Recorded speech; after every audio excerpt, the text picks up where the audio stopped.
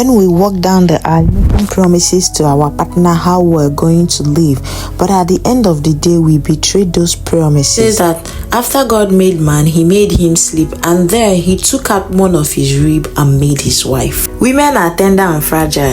Your smile lit up like a sunrise.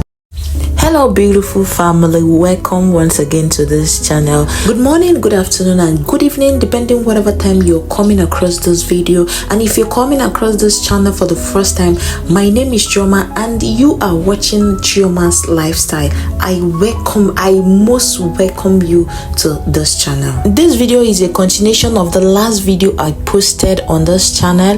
I brought out one of our sister's experience, someone who mailed me and explained to me what she was going through in her marriage. I brought it out here and this is a continuation and the part 2 of it. So today I'm gonna be doing some cleanings, and while doing my cleaning we'll be having this discussion. Some people will get this gist and they will be like, did this thing actually happen? Is someone really going through this? Actually, someone is somewhere suffering in their marriage, going through a lot, but we don't. Last year while I was pregnant for my second baby, I got involved in an argument with my husband, which led to him to hit me, beat me, pushed me, and I felt that my hands broke the television and then I fell on the floor. I started bleeding. To God be the glory that the TV did not fall on me or anything injuring me, even though I've sustained bruises and injuries from his beating. While I was on the floor, this man took out his bed, started beating me and yelling.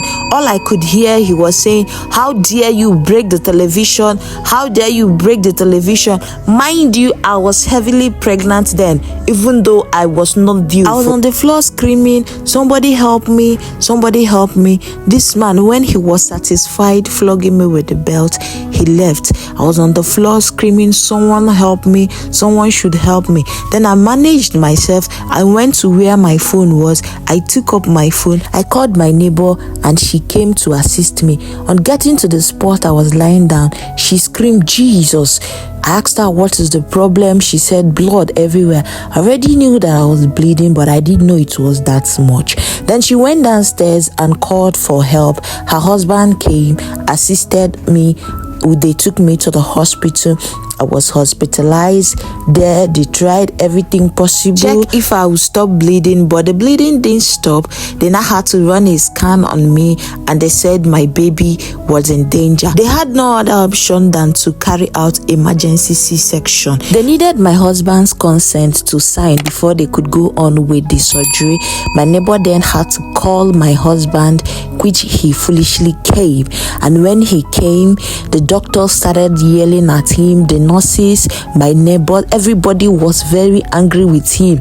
They condemned his character, his actions and everything. Nobody was actually happy with him, but they just wanted to save me and my baby. They gave him the consent form, he signed, and the surgery was carried out.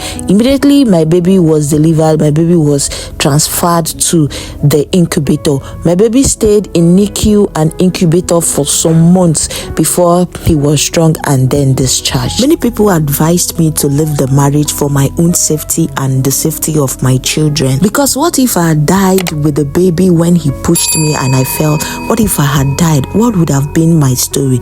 Even though I hid the story from my mom because I didn't want her to come and start thinking about it, having blood pressure on top nothing. When we were discharged from the hospital, he said my mommy shouldn't come to assist me. So I did everything all by myself. He didn't allow any member of my family to come. He didn't allow my mom. Nobody came to assist me. With that surgery and everything, I took care of my baby. I started taking care of my baby because I had no choice. Fast forward to this year, one little argument, this man started beating me up, twisted my ankle. The fact that this man used beds to beat me up, I still don't understand his mission. That last beating, a nursing mom, you beat up a nursing mom after everything that has happened, after putting me through of giving birth to my baby preterm, you still have the effrontery to raise hands on me. That last beating, I took my baby, I ran away. I left my toddler with him. I went to my house. That was when my family then called a meeting. During the meeting, my family warned him never to raise his filthy hands on me again, that if he's tired of the marriage, that he should tell me to go home, that I will peacefully go home instead of beating me, that marriage is better divorced than brought back home dead, that this is the last warning, this is the first and the last warning for him. This was what brought about him saying in my previous video where I said he was making comments like, anything your family say is none of my business, that they don't have right to direct him on what to do. This was the reason why he was referring to my family. Now, before the incident I posted on my last video happened, that he gave me money to go and cook. At the end of the day, he started threatening me that if I don't cook a particular soup, that he's really going to deal with me if he comes back. Many people will say, why don't you leave the marriage? Yes, I've had enough to leave the marriage, but because of my mom, I really don't want her to start thinking about this and what people will say. That is my consideration. And my kids, I just have 2 kids, and that's what I'm gonna have for now, because the maltreatment I'm getting from the place I call my home and the person I call my husband is terrible. Beautiful family, at this point I'm so speechless and I really don't know what to say. If your home is peaceful and you're not thanking God every day, you are an ungrateful somebody. I see men who raise their hands on their wife as infidel and cowards. When you claim you love someone, you don't hit them and you don't inflict injuries on them, endangering their life. When you come out, you say, my wife, but behind closed doors, you pound her. My simple advice to her and many women out there going through this, or even some going through something worse than this, if he hits you to this extent grievously, please run away. Run for your safety, for your life first, because na person wey get life na im dey marry you. Those children that you're giving as a reason, that is why you are still there and you are enduring this kind of domestic violence. When you buy, those children will survive. The man will marry another woman who will come and take care of your children, but at the end of the day, you've gone 6 feet and you can't see those children again. It's better to be brought home as a divorced woman or a divorced man than to be brought home in caskets. To all the irresponsible men out there laying hands on their wives or their pregnant wives and girlfriends, it's a shame to you. If you know that you're gonna kill this girl or you don't want to have anything with her, why then did you marry her? If she's giving you more headache than you deserve, she's not giving you peace of mind, please take her home, because she's coming from somewhere. Because I'm also saying it, the way you treat other people's daughters, that is the way your sister will be treated. And if any of you come out to say, you hate my sister, you do this, hi, my God. Some people will still come down the comment section and begin to say that, yes, women, they talk too much, she's at fault, she insulted me, she did this or she did that. Whatever she has done, there is no justification for the hitting, the grievous hitting someone to the extent of her almost losing her life and her pregnancy. How can you hit a pregnant woman? That is the height of it all.